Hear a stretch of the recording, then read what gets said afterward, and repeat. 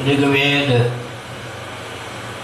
परिशिष्ट का एक वचन है, एकं ज्योतिरभूद्वेधा राधा माधव रूपकम।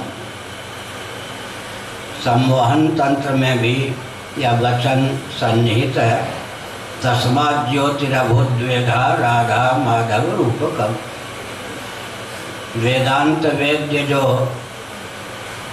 स्वप्रकाश चित धातु है, भगवत तत्व है, वही अत्यंत लीला शक्ति के योग से राधा माधव के रूप में अभिव्यक्त होता है, उपलक्षण है।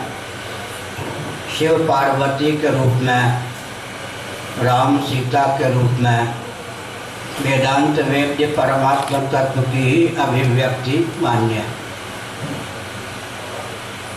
साथ ही साथ ऐतिह्य धरातल पर यह तथ्य स्थापित है कि हिरण्यगर्भात्मक ब्रह्मा लीला पूर्वक अपने श्री विग्रह को दो रूपों में अभिव्यक्त करते हैं। एक का नाम स्वयंभू मन होता है, दूसरे का नाम शतरूपा होता है। आज जो सृष्टि हमको परिलक्षित हो रही है, मनु की परंपरा में ही यह सिद्ध है। इसका अर्थ स्वयं भगवान ही दो रूपों में स्वयं को व्यक्त करते हैं। दार्शनिक तथ्य यह भी है कि मयाध्यक्षेण प्रकृति श्रूयते सचराचरम हेतुनानेन कौन्तेय जगद विपरिवर्तते मम योनिर्महद् ब्रह्म तस्मिन् गर्भं दधाम्यहं संभवः सर्वभूतानि ततो। यह गीता के 14वें अध्याय का वचन है। भगवान की शक्ति प्रकृति है।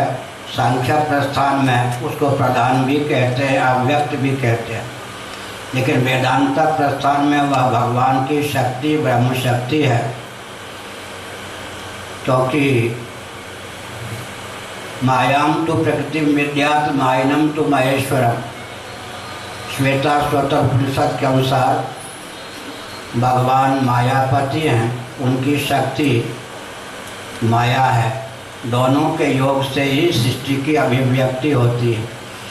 जिस प्रकार एक नैष्ठिक ब्रह्मचारी अगर पिता होना चाहे तो उसको विवाह करने की आवश्यकता होती है, धर्मपत्नी के योग से ही वह पिता हो सकता है। इसी प्रकार महाप्रलय में भगवान सर्वथा सजाति विजाति स्वगत भेद शून्य देशकृत कालकृत परिच्छेद विनिर्मुक्त सद्घन चिद्घन आनंद घन होकर विद्यमान रहते हैं।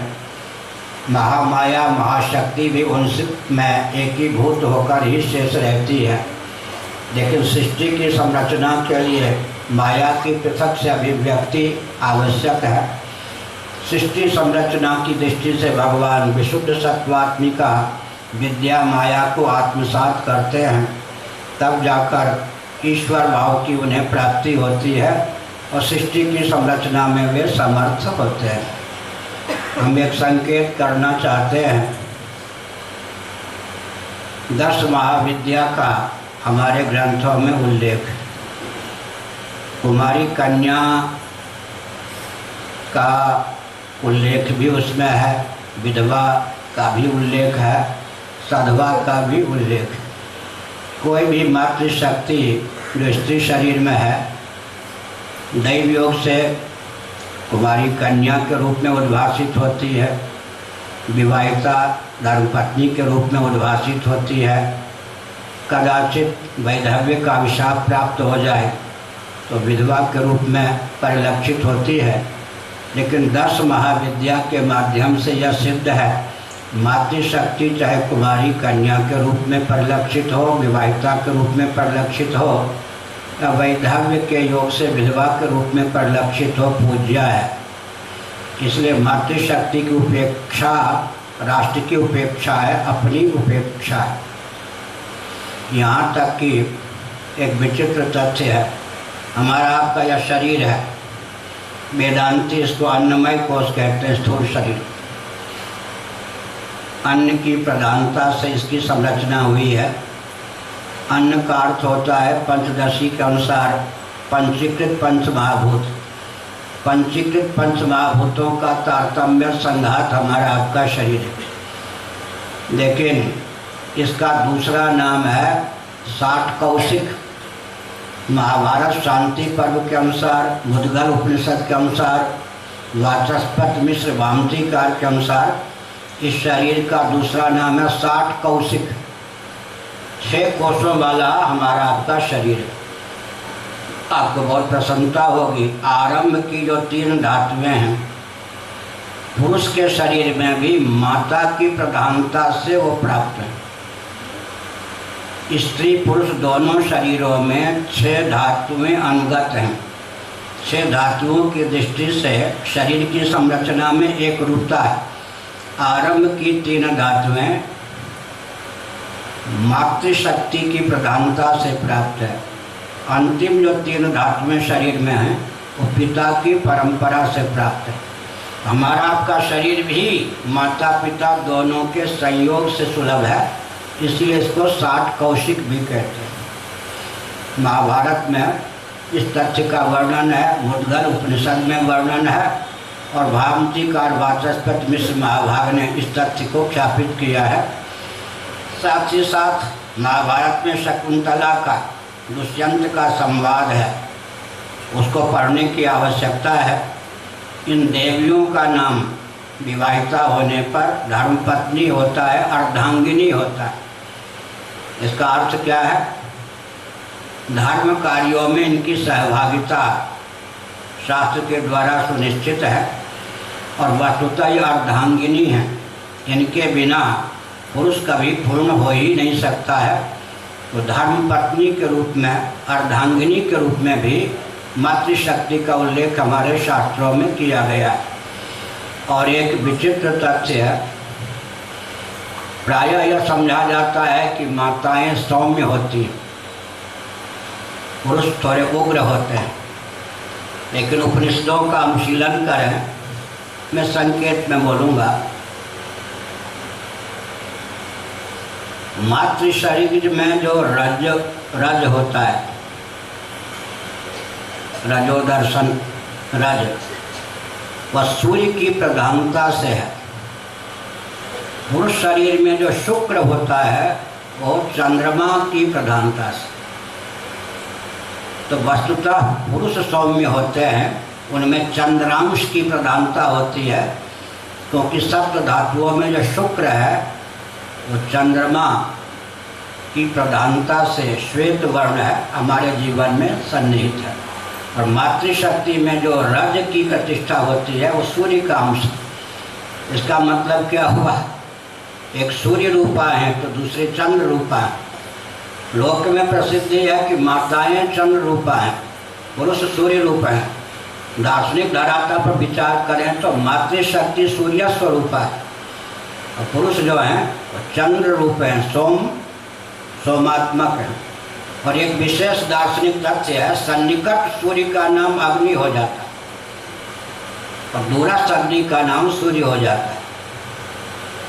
इसलिए सूर्य का अंतर्भाव अग्नि में कर दिया जाता है, कहीं कहीं अग्नि का अंतर्भाव सूर्य में कर दिया जाता है। अब थोड़ी देर के लिए विवक्षावसात हम सूर्य का अंतर्भाव अग्नि में कर दें तो पूरी सृष्टि संरचना का विज्ञान प्राप्त हो जाता है। उपनिषदों के 2 वचन में उद्धृत करता हूँ, सावधान। अग्नि सोमात्मकम विश्वम अग्नि सोमात्मकम जगत। यह जो जगत है अग्नि और चंद्र का स्वरूप है। अग्नि सोमात्मकम विश्वम अग्नि सोमात्मकम जगत, दोनों को एक दूसरे की अपेक्षा है या नहीं? कल मैंने हरिहर जी के यहाँ एक तथ्य प्रकाशित किया था, आप लोग भी सुन लें। एक बार भगवान शिव बहुत शांत स्वरूप होकर विद्यमान थे।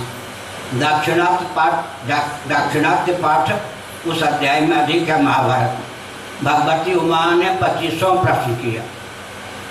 देखा कि आज पतिदेव भोलेनाथ बिल्कुल सौम्य रूप में विद्यमान हैं, तो एक हृदय की गुत्थी सुलझा लो। भगवती उमा पार्वती ने पूछा, प्रभु जीवों का जन्म तो अविद्या काम कर्म के वशीभूत होकर होता है। आप तो निरीक्षा निर्मित अविद्या काम कर्म के वशीभूत होकर जन्म लेने वाले नहीं हैं, क्योंकि आप जीव नहीं हैं। क्या एक जीवार्था सृष्टि होती है, एक स्वात्मार्था सृष्टि होती है। दो प्रकार की सृष्टि का वर्णन उपनिषदों में है, भागवत के 10वें स्कंध में है, वल्लभ संप्रदाय में विशेष रूप से चर्चित है। जीवों के निमित्त भगवान जो सृष्टि करते हैं उसका नाम जीवार्था सृष्टि है। बुद्धिन्द्रिय मन प्राणम जनानाम असुदत् प्रभु मात्रार्थम च भवार्थम च आत्मने कल्पनाय च जनानाम असुदत् प्रभु। इसका अर्थ किया श्रीधर स्वामी ने किया जीवार्था सृष्टि। एक भगवान स्वात्मार्था सृष्टि की संरचना करते हैं, भगवत धाम वैकुंठ। वहाँ अविद्या काम कर्म के फलस्वरूप सृष्टि की संरचना नहीं होती। त्रिपाद विभूति महानारायणोपनिषद के अनुसार या संभवाम व्याप्य माया, भगवान जब राम कृष्णादि के रूप में अवतीर्ण होते हैं तो कर्म का फल भोगने के लिए उत्पन्न अभिव्यक्त नहीं होते, क्योंकि अविद्या काम कर्म कि जीव के साथ है। भगवान तो लीला पूर्वक अवतीर्ण होते हैं। हमारा आपका जो कारण शरीर है अविद्यात्मक है। सूक्ष्म शरीर में कामना और कर्म की प्रतिष्ठा है, और यह जो स्थूल शरीर है अविद्या काम और कर्म का परिणाम है। तो भगवती उमा ने कहा, प्रभु आप तो दिव्यात दिव्य भगवान विष्णु सरीखे शरीर धारण कर सकते थे श्री विग्रह, फिर आपने कुछ विकराल सरीखा रुद्र रूप क्यों धारण किया? जीवों की तो लाचारी है कि कर्म का फल भोगने के लिए कुरूप भी हो सकता है, गंधर्व देवता आदि का विग्रह भी प्राप्त कर सकता है। आप तो सर्वथा स्वतंत्र हैं, आपको श्री विग्रह ही रचना था तो भगवान विष्णु जैसे सौम्य बड़े भव्य शरीर प्राप्त कर सकते थे। भगवान शिव मुस्कुराए, उन्होंने कहा दोनों में भेद मानकर तुम बात करती हो। मैं ही महासर्ग के प्रारंभ में अपने संकल्प से विष्णु के रूप में प्रकट होता हूँ, हरि के रूप में, और मैं ही हरि के रूप में प्रकट होता हूँ। कदाचित मैं लीला पूर्वक दोनों रूप हर का धारण कर लूँ, प्रलय हो जाए, सृष्टि की संरचना न हो, और कदाचित दोनों सौम्य रूप क्या विष्णु के रूप में ही स्वयं को व्यक्त करूं तो भी सृष्टि न हो। हम दोनों को एक ही समझो, लेकिन सृष्टि की संरचना तभी संभव है जब अग्नि और सोम दोनों का योग हो। क्या स्त्री पुरुष दोनों का योग हो। हमारे आपके जीवन में भी चंद्रमा का अंश है या नहीं? सोमो भूत्वा रसात्मका, ये जो हम अन्न का सेवन करते हैं वो तो रसात्मक सोम की परंपरा से प्राप्त है। और पचाम्यन्नम चतुर्विधम अहम वैश्वानरो भूत्वा प्राणिनाम देहमाश्रितः, भगवद गीता के 15वें अध्याय के अनुसार जठरानल जो है जाठर अग्नि, औदर्य अग्नि, वो तो अग्नि है, उसमें भोक्तृत्व है, अग्नि में भोक्तृत्व है, क्योंकि अग्नि आग जो है वो भोजन को पचाती है, और सोम में भोग्यत्व है। इसका मतलब कि जीवन भी जो चलता है वो दोनों के योग से चलता है। सोम भी चाहिए और अग्नि भी चाहिए या सूर्य भी चाहिए। तो दो सृष्टि का अर्थ है या दो का योग हुए बिना सृष्टि की संरचना नहीं हो सकती। थोड़ा विचार कीजिए, वैदिक शब्दों की विलक्षणता पर विचार कीजिए। उपनिषद के अनुसार ही मैं सब बोल रहा हूँ, महाभारत आदि के अनुसार। हमारे पूज्य गुरुदेव ने स्मरण होता है, धर्म सम्राट स्वामी करपात्री जी महाराज ने यही काशी में कहा था, केदार घाट में, प्रामाणिक कल्पना मन भर करना और प्रामाणिक कल्पना तिल भर भी मत करना, है ना। तो हम लोगों की वाणी उनकी कृपा से शास्त्र से एक तिल भर भी खिसक के नहीं बोलती। सरस्वती की कृपा है, शास्त्र सम्मत ही हम लोगों की वाणी प्रकट होती है। तो हमने क्या संकेत किया? हमने यह संकेत किया, दारा शब्द है स्त्रियों के लिए, देवियों के लिए एक शब्द दारा, एक शब्द स्त्री है, एक शब्द पत्नी है। ये सब शब्द बहुत ही मार्मिक हैं। जिसके द्वार से पति स्वयं को पुत्र के रूप में व्यक्त करता है उसका नाम दारा। देवी मातृ शक्ति रूप द्वार अगर सुलभ न हो तो पिता जो बनने वाला है किसके योग से स्वयं को पुत्र के रूप में व्यक्त करे। बहुत ऊंची बात है ना, अपने पति को पुत्र बना देना, लोकोत्तर चमत्कृति है। ऊपर पति नीचे पुत्र, यही तो इसीलिए देवियों का नाम दारा है। दारा का अर्थ क्या है? जिसके द्वार से पति स्वयं को पुत्र के रूप में व्यक्त करने में समर्थ होता है, उसका नाम दारा। अन्वर्थ है। पत्नी क्यों कहते हैं? यज्ञ में सम्मिलित होने में अधिकृत है। जो ब्राह्मण क्षत्रिय वैश्य हैं, विधिवत जिनका परंपरा से यज्ञोपवीत संपन्न है, वो मांत्रिक यज्ञ में अधिकृत है। महाभारत भागवत इत्यादि का अनुशीलन कीजिए। जिनकी यज्ञोपवीत परंपरा टूट गई या जन्म से ही शूद्र आदि कुल में उत्पन्न है, उनका भी यज्ञ इत्यादि में अधिकार है, लेकिन उसका नाम है अमांत्रिक यज्ञ। तो यज्ञ में पत्नी की सहभागिता है। वो दक्षिण ओर बैठती है, दक्षिण दिशा में बैठती हैं या नहीं? दक्षिण दिशा में बैठती हैं, इतना सम्मान है। और एक विचित्र बात है, बहुत सी भ्रांतियां चलती हैं। श्रौत याग, एक स्मार्त याग, एक श्रौत याग, एक मिश्र याग, याग के 3 प्रभेद होते हैं। श्रौत याग में ध्यानपूर्वक सुने साथ वाले भी, जिन जिन मंत्रों के उच्चारण का नियम यजमान की पत्नी के लिए है, उन मंत्रों का उच्चारण यजमान की पत्नी ही करे, तब यज्ञ की सफलता मानी जाती। श्रौत याग में, कर्मकांड में अमुक मंत्र, सभी नहीं, अमुक मंत्र यजमान की पत्नी ही जब पढ़ेगी, उच्चारण करेगी, तब याग की सफलता होगी। इसका मतलब पत्नी शब्द का अर्थ ही होता है यज्ञ में सहभागिता। जितने पुण्य कर्म होते हैं गृहस्थों के द्वारा, पत्नी के बिना संभव नहीं। भगवती सीता वन में निवास कर रही थी, यज्ञ तो करना था, सुवर्णमयी सीता बनाई गई। एक विचित्र घटना है, नरवर विद्यापीठ है ना, उत्तर प्रदेश है ना, यह कर्णवास है सब, नरवर विद्यालय है, ब्रह्मचारी जीवन दत्त जी के द्वारा प्रतिष्ठित। वहाँ हमारे पूज्य गुरुदेव ने भी विश्वेश्वर आश्रम जी दंडी स्वामी से 2.5 वर्ष पढ़ा है।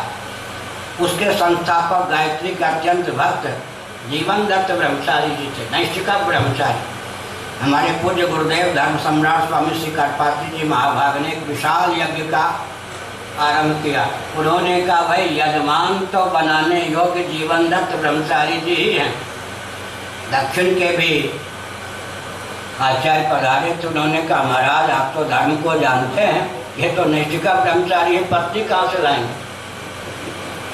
जब तक पत्नी नहीं होगी यज्ञ में अधिकृत नहीं हो सकते ब्रह्मचारी जी। महाराज हंसे, हाँ बात ठीक है, यज्ञ की अवधि पर्यंत उसकी पत्नी बना दो। इसका मतलब ब्रह्मचारी भी अगर किसी यज्ञ का अनुष्ठान करना चाहता है तो उसको वैकल्पिक शास्त्र सम्मत पत्नी का आलम्बन लेना ही पड़ेगा।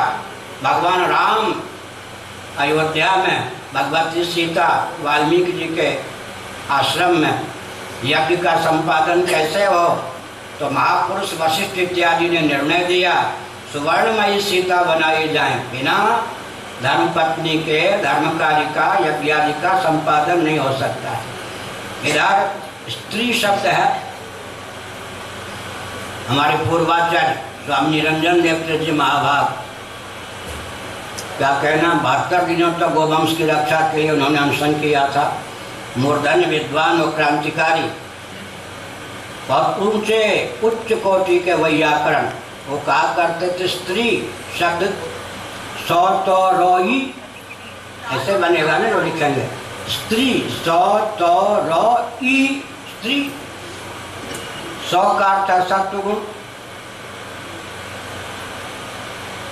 तो का अर्थ है तमोगुण, रो का अर्थ है रजोगुण, ईकार जो है कामस्वर है, इनका सम्मिलित स्वरूप माया भगवती जो है ना, माया भगवती प्रकृति, मया अध्यक्षेण प्रकृति श्वेते सचराचरम मम योनिर्महत् ब्रह्म तस्मिन् गर्भं दधाम्यहम् मायां तु प्रकृतिं विद्यात् मायिनं तु महेश्वर।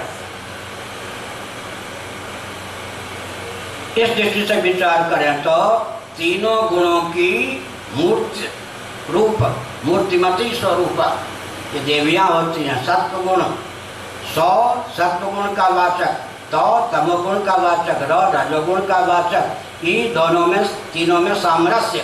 इसका मतलब उधर तो पराचित स्वरूपा है, इधर कौन है? प्रकृति रूपा है। और वेदांतियों की प्रकृति जो होती है वो ब्रह्म की शक्ति होती है। वेदांतियों के यहाँ जो प्रकृति होती है वो ब्रह्म की शक्ति होती है। थोड़ा हम साहित्यिक भाषा में बोल दें, सांख्यों के यहाँ प्रकृति प्रधान या जो अव्यक्त है मानो कुमारी कन्या के समान। वेदांतियों के यहाँ जो प्रकृति माया ब्रह्म की शक्ति है विवाहिता देवी के समान है। लेकिन एक बहुत विचित्र बात है, भगवान की शक्ति प्रकृति उनको प्राप्त ना हो तो सृष्टि की संरचना ही नहीं हो सकती है। इसलिए शिव पार्वती का स्वरूप ही सदगृहस्थ माने गए। तो हमारे यहाँ समानाधिकार की चर्चा बहुत चलती है।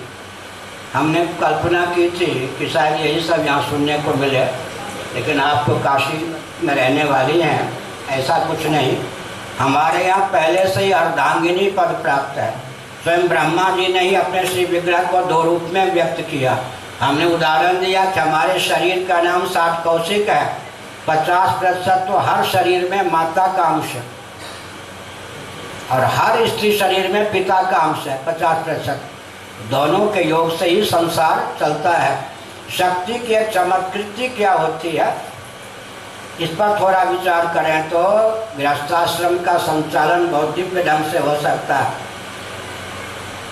कोई भी शक्ति अपने आश्रय शक्तिमान को अपनी विद्यमानता से सद्वितीय नहीं करती।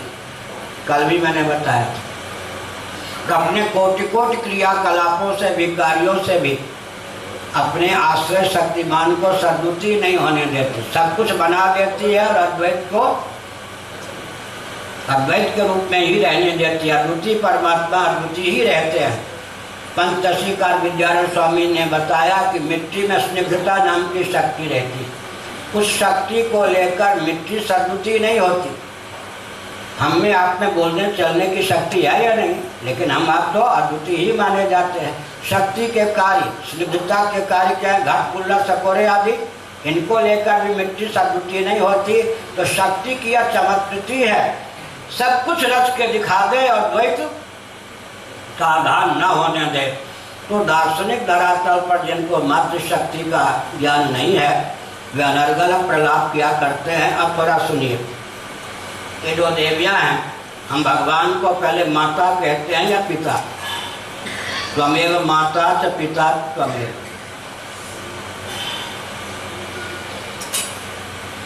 इधर उपनिषद मातृदेवो भव, फिर पितृदेवो भव। भगवान का उल्लेख पहले माता के रूप में है, बाद में पिता के रूप में। मातृदेवो भव, पितृदेवो भव, आचार्य देवो भव, अतिथि देवो भव। दीक्षांत भाषण है आचार्य का। माता की देव बुद्धि से सेवा समर्चा करो। देव का अर्थ यहाँ पर आत्मा परमात्मा। पिता की देव बुद्धि से सेवा समर्चा करो, आचार्य की देव बुद्धि से सेवा समर्चा करो, अतिथि की देव बुद्धि से सेवा समर्चा करो। एक विचित्र तथ्य में बोल रहा हूँ महाभारत की ओर से। गुरु के 5 वेद हैं। गुरु के 5 वेद। पहला वेद माता, सबसे प्रथम गुरु का नाम है माता। उसके बाद पिता, पिता भी गुरु। उसके बाद आचार्य, गुरु तो गुरु हैं। और उसके बाद कौन है? अग्नि, अग्नि गुरु हैं, अग्निहोत्री लोग जानते हैं। और उसके बाद आत्मा परमात्मा। अब यहाँ देखिए, मातृदेवो भव, पितृदेवो भव, आचार्य देवो भव, अतिथि देवो भव। कैसे खींचा श्रुति ने, माता 1 पिता 2 और अतिथि जो आते हैं ये अग्नि स्वरूप होते हैं। अगर अतिथि को आप अपमानित करके भेज दें, आपके पुण्य को वो जला देता है, क्योंकि अग्नि स्वरूप है अतिथि। अतिथि को अग्नि का रूप माना गया है। कितने हो गए? माता, पिता, आचार्य और अतिथि, और देव लगा है सब जगह, विशेषण नहीं, विशेष के रूप में मातृ देवो भव, पितृ देवो भव, आचार्य देवो भव, अतिथि भी देवो भव। देव का अर्थ है आत्मा, पंचम गुरु का नाम है आत्मा, तो माता प्रथम गुरु, फिर पिता भी गुरु, फिर अतिथि अग्नि भी गुरु, और फिर भगवान ही परम गुरु, परमात्मा। योग दर्शन गुरुओं के भी गुरु का नाम भगवान परमात्मा। दूसरी बात यह है, जीव को लेकर तो स्त्री पुरुष की प्राप्ति नहीं होती ना।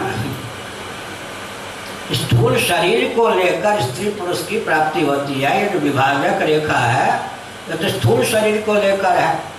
कर्मेंद्रिय, ज्ञानेंद्रिय, अंतःकरण और प्राणों से युक्त जो जीव है, एक स्थूल शरीर का त्याग करके दूसरे शरीर को प्राप्त होता है।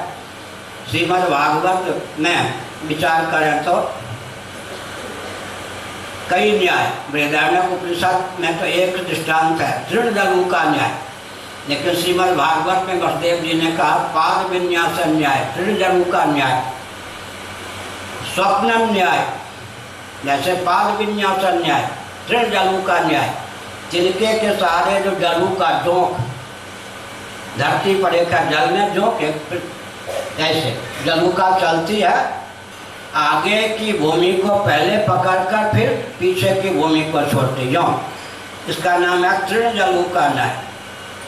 हम आप जो है जैसे खड़े हो जाते हैं ऐसे अगर कोई कह के चल के दिखाओ, कितना चल सकते हैं? प्रायः पुरुषों का दायां पांव पहले उठता है अगर वृंदावन की उपासना ना हो तो, और देवियों का बायां पांव प्रायः पहले उठता है, चलने में आगे पीछे हो जाता है। आगे की धरती को एक पांव से साध करके पीछे की धरती को छोड़ते हैं, इसका नाम है पाद विन्यास न्याय। इसी शरीर में जब इस शरीर का भान समाप्त हो जाता है, स्वप्नावस्था में एक नवीन शरीर हमको प्राप्त होता है, उसका नाम है स्वप्न न्याय। स्वप्न में इसी शरीर में हमको देहांतर की प्राप्ति हो जाती है, शरीर का बिल्कुल विस्मरण हो जाता है। इसी प्रकार देह त्याग के अव्यवहित पूर्वक क्षण में आगे जिस शरीर की प्राप्ति होनी है कर्मों के फलस्वरूप, उसके अनुरूप वासना या संकल्प का उदय होता है। जैसे राजर्षि भरत देह त्याग के पहले मृग का चिंतन कर बैठे तो मृग शरीर की प्राप्ति हुई, तो उस चिंतन के बल पर नया शरीर प्राप्त होता है। हजारों स्त्री का शरीर, हजारों पुरुष का शरीर जीव बदलता रहता है। तो मैंने संकेत क्या किया, जीव को लेकर तो स्त्री पुरुष का भेद नहीं है, सूक्ष्म शरीर को लेकर स्त्री पुरुष का भेद नहीं है, कारण शरीर को लेकर स्त्री पुरुष का भेद नहीं है, इस स्थूल शरीर को लेकर स्त्री पुरुष का भेद है। इतनी बात तो स्पष्ट हो गई। अब हम संकेत करते हैं,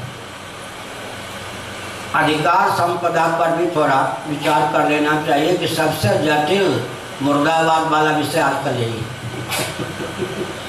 मुर्दाबाद वाला विषय यही है। एक नियम तो नहीं, भ्रांति चलाई गई है स्वतंत्र भारत में, सब में सबका अधिकार। मैं बहुत सहृदयता पूर्वक बोल रहा हूँ, क्या कम्युनिस्टों का भी शासन हो तो सब में सबका अधिकार संभव है? अराजकता होगी या नहीं? रूस के राष्ट्रपति, चीन के राष्ट्रपति को जो अधिकार प्राप्त है वो सामान्य व्यक्ति को तो नहीं प्राप्त है। और व्यावहारिक है ना, सब में सबका अधिकार। क्या हमारा जीवन क्या है? आँख से जो काम होना है वो आँख से ही होना है, वो कान के द्वारा नहीं सधेगा। कान के द्वारा जो काम होना है काम के द्वारा ही होना है। नाक के द्वारा जो काम होना नाक के द्वारा ही होना है। कहीं झगड़ा होता है क्या आपस में? अगर एक भी, इसका मतलब अपना अपना विभाग है जी, अपना अपना विभाग। सब विभाग में अंगत कौन है? अंतःकरण, मन। फिर मन का प्रेरक कौन है? जीव तत्व। हमने ये जो कहा स्त्री पुरुष में जो प्रभेद है वो स्थूल शरीर को लेकर है, उसका भी विज्ञान है। मैं तो संकेत में ही बोल सकता, माताओं के ओज की प्रधानता होती है तो स्त्री शरीर की प्राप्ति गर्भ में होती है। संकेत पिता के ओज की प्रधानता माने पति, भविष्य गति से पिता वैसे पति, पति के ओज की विपुलता अधिकता होगी तो पुरुष शरीर की प्राप्ति होगी। और दोनों में समरसता आ जाएगी तो जुड़वा बच्चा होगा या नपुंसक, यह विज्ञान है। फिर से सुनिए, स्त्रियों में जो ओज होता है रज, उसकी प्रधानता हो गई तो स्त्री शरीर की प्राप्ति होगी। पुरुषों में जो ओज होता है सत्व शुक्र, उसकी प्रधानता हो गई तो पुरुष शरीर की प्राप्ति होगी। और दैव योग से दोनों की समानता हो गई, या तो जुड़वा बालक बालिका का जन्म होगा या नपुंसक का जन्म होगा। ये विज्ञान है, एक प्रकार से विज्ञान। तो हमने एक संकेत किया, क्या संकेत किया? अब स्त्री शरीर की जो बनावट है और पुरुष शरीर की जो बनावट है उसमें भेद स्वभाव सिद्ध है या नहीं? स्त्रियों की स्वर लहरी में पुरुषों की स्वर लहरी में निसर्ग सिद्ध भेद है। स्त्री शरीर में शुक्र तत्व नहीं होता है, पुरुष शरीर में शुक्र तत्व होता है। तो शरीर की बनावट में स्वभाव से भेद है। इस दृष्टि से विचार करें तो हमारे यहाँ जो विधि निषेध की प्रसक्ति है उसके मूल में सिद्धांत क्या है वो समझने योग्य है। देवियों के शील की रक्षा सबसे प्रमुख विषय। क्यों? इसके पीछे भी मनोविज्ञान है। तो सुन लीजिए, 9 महीने तक, मनुष्य की बात मैं कर रहा हूँ, 9 महीने तक गर्भ को धारण करती हैं, 10 महीने तक, कभी 8, सामान्य रूप से 9 महीने तक मातृशक्ति गर्भ को धारण करने वाली होती है। ठीक, मातृशक्ति में गर्भाधान की क्षमता नहीं होती, पुरुष में गर्भधारण की क्षमता नहीं होती। तो दोनों एक दूसरे के पूरक हैं, दोनों एक दूसरे की सहभागिता का परिचय नहीं देंगे तो सृष्टि की संरचना ही विलुप्त हो जाएगी। क्योंकि मातृशक्ति गर्भधारण करती है और उससे एकीभूत होकर बाल गोपाल या बालिका माँ के गर्भ में महीनों तक रहता है। इसलिए एक सामान्य नियम है, पिता का प्रभाव संतान पर पड़े या न पड़े, माता का प्रभाव पड़े बिना नहीं रह सकता। उदाहरण दे दूँ 2-4, फिर से सुनिए। मातृशक्ति के लिए हमारे यहाँ की गोपनीयता। अरे साग भाजी तो चौराहे पे फुटपाथ पर बेच लो, लेकिन रत्न हीरे जवाहरात तिजोरी के अंदर तिजोरी में, वो रत्न जवाहरात हीरे के अपमान है या सम्मान? जी, उल्टी बुद्धि हो गई ना। जिसको हम सम्मान कहते हैं उसी का नाम अपमान है। करेले, पालक, मूली, गाजर, इन सब सब्जियों को फुटपाथ पर भी आप बेच लो। हीरे जवाहरात तिजोरी के अंदर तिजोरी, तो ये हीरे जवाहरात का तिरस्कार माना जाएगा या सम्मान? आजकल सम्मान को ही व्यक्ति अपमान समझते हैं। समझ गए ना? बहुत विचित्र, विपरीत बुद्धि हो गई। मैं इसमें मनोविज्ञान बोल रहा हूँ। अब हमारे सामने हमारे मन निष्ठलानंद नहीं होता है। वेदांत शास्त्रों को जिन्होंने विधिवत पढ़ा है, मनोवैज्ञानिक लोग फेल हो जाते हैं, घुटना टेक देते हैं। थोड़ा सुनिए, पिता का प्रभाव पुत्र पर, संतान पर पड़े या न पड़े, माँ का प्रभाव पड़े बिना नहीं रहता, क्योंकि इतने समय तक गर्भधारण किए रहती है। उसका उदाहरण ले लीजिए। श्रोत्रिय ब्रह्मनिष्ठ कौन? कश्यप महर्षि, ब्राह्मण श्रोत्रिय ब्रह्मनिष्ठ। फिर मैं संकेत में ही बोलूँगा। धर्म पत्नी पतिव्रता कौन? दिति। सूर्यास्त के समय प्रदोष काल में धर्म पत्नी थी, पतिव्रता थी, चरित्र में किसी प्रकार का दूषण नहीं था, लेकिन अपने पति को स्पर्श करने के लिए विवश किया। समझ गए ना? मना करने पर पति ने कहा यह रुद्र का समय है, भगवान शिव विश्वारूढ़ होकर दंडपाणी होकर घूमते हैं। इस समय अगर कोई स्त्री पुरुष एक दूसरे का स्पर्श करते हैं, विप्लव मच जाता है। काल दासु को दंड, काल क्या? काल के रूप में समय की अवज्ञा, समय पर जो काम नहीं करना चाहिए, काल को दंड के रूप में बन जाता है। तू तंग मत कर, पति को विवश कर दिया स्पर्श के लिए, उसके फलस्वरूप 2 आतंकवादियों को उसने जन्म दिया।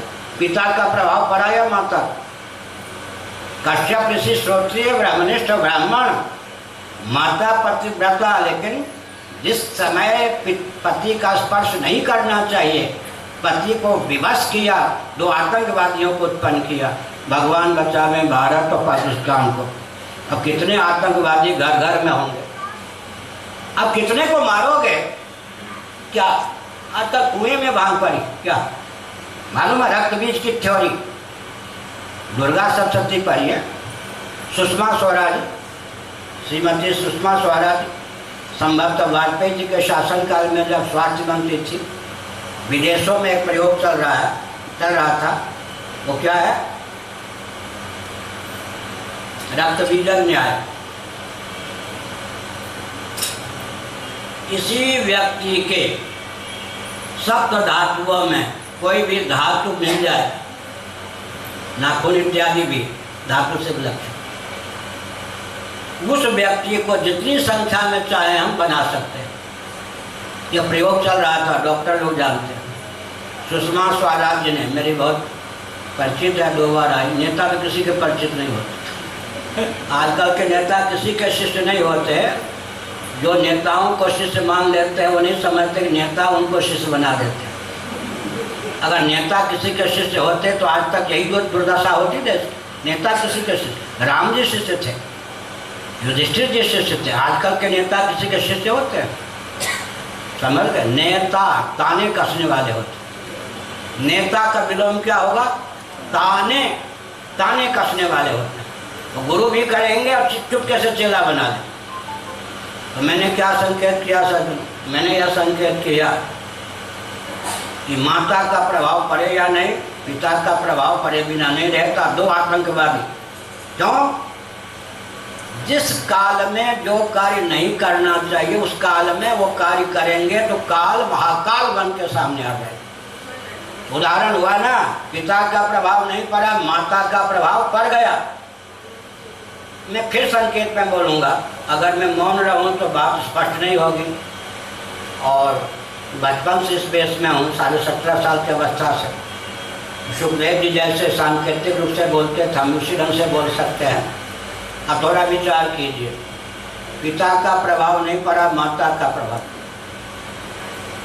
योग पद्धति जो शास्त्रों में है उसके अनुसार भविष्य गति से भगवान वेदव्यास जिनके पिता होने वाले थे, समझ गए, धृतराष्ट्र की माता ने वेदव्यास को देखकर आंख में ही मीचली, समझ, आंखें मीचली, बने ठने नहीं, समझ गए, लटा दूर। सत्यवती माँ ने पूछा, बेटा हमारा पोता कैसे होगा? तो बहुत बलवान होगा, अंधा होगा। पिता तो वेदव्यास, माता की भूल से, प्रमाद से, आंख मीचने के कारण बेटे अंधे हुए। बेटा अंधा हुआ या नहीं था? इससे भी क्या निष्कर्ष निकला? पिता का प्रभाव संतान पर पड़े या न पड़े, माँ का प्रभाव पड़े बिना नहीं रहता। फिर माँ ने आदेश दिया, योग पद्धति शास्त्र में है, इसके कारण क्षत्रियों का वंश विलुप्त नहीं होता।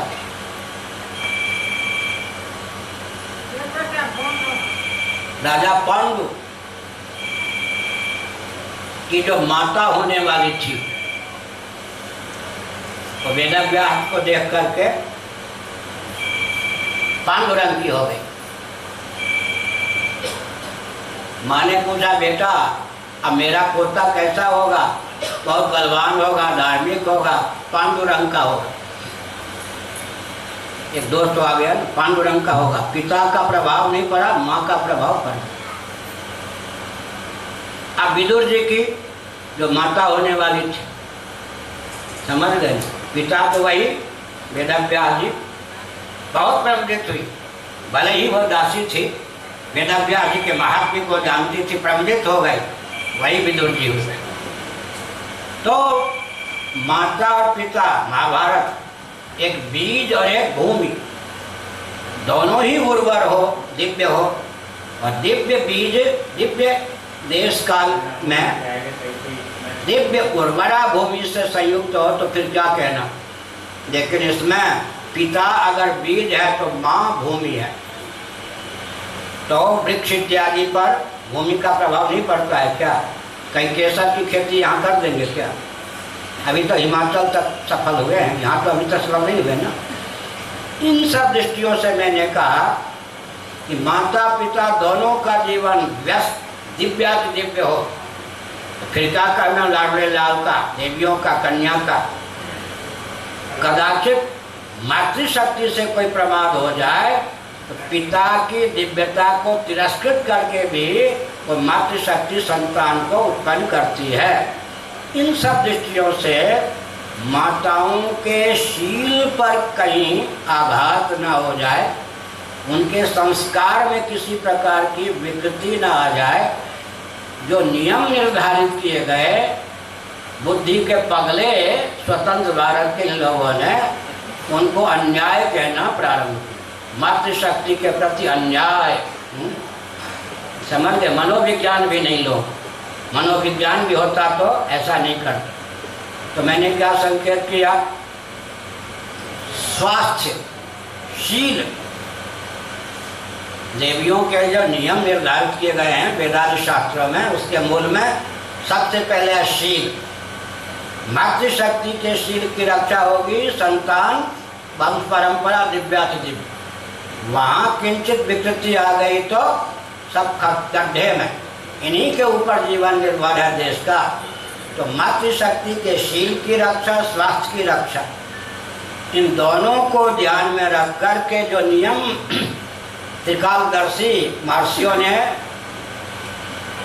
अभिव्यक्त किया, उनके प्रति द्वेष की भावना, संकीर्णता की भावना क्या सर्वथा अनुचित है या नहीं? अब मैं आधुनिक विज्ञान की ओर से बोल रहा हूँ सावधान। आजकल लड़कियाँ, हम कोई पुरुष से कम हैं, तैराकी बनती हैं। आज का विज्ञान कहता है तैराकी युवतियाँ जो हैं गर्भधारण नहीं कर सकती, गर्भधारण की क्षमता उनकी खत्म हो जाती है। लो बराबरी का काम। अरे कहाँ आप सफल हैं, कहाँ ये सफल हैं? अलग अलग घाटी है, सब जगह मैं ही सफल होऊंगा, इनके बिना मैं क्या हूँ? शिष्य है, सचिव हैं, प्रधानमंत्री भी बात करना चाहेंगे तो पहले इनसे समय लिया जाएगा, तो उनसे ले सकते हैं, साथ नियम तो ले लिया।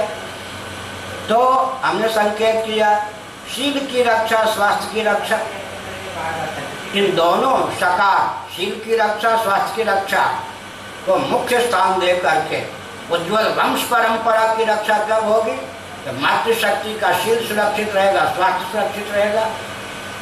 इसके लिए जो नियम त्रिकालदर्शी महर्षियों ने बनाया, उसमें राग द्वेष का कई स्थान नहीं है, और मनोविज्ञान की दृष्टि से भी उसका बहुत महत्व है। तो मातृशक्ति का तिरस्कार नहीं समझना चाहिए। मैंने तैराकी का उदाहरण दिया। दूसरा, ये युवतियाँ जो 10-10 किलोमीटर तक दौड़ती हैं, आज का विज्ञान कहता है गर्भ धारण करने की क्षमता समाप्त हो जाती है, और आंध्र इत्यादि में परंपरा प्राप्त वैदिकों को पर्याप्त दक्षिणा देकर वहाँ की सरकार ने घनपाठी बना दिया देवियों को। ये देवियों का उत्कर्ष किया या अपकर्ष? वेदों का उच्चारण विधिवत जैसे होता है करना चाहिए, तो गर्भाशय विकृत हुए बिना नहीं रह सकते। ये जो पंचम राग, पंचम स्वर में कोयल बोलता है, पुरुष भी उस राग का ज़्यादा आलाप करते हैं तो बुढ़ापे में उनकी किडनी खराब हो जाती है। एक से गायब। मातृशक्ति का गर्भाशय ढंग से बना है, वो गर्भाशय एक है ना छुरी मुई, वो गर्भाशय पर किसी प्रकार से आँच आने पर उनके जीवन के साथ खिलवाड़ है और वंश परंपरा के साथ खिलवाड़ है।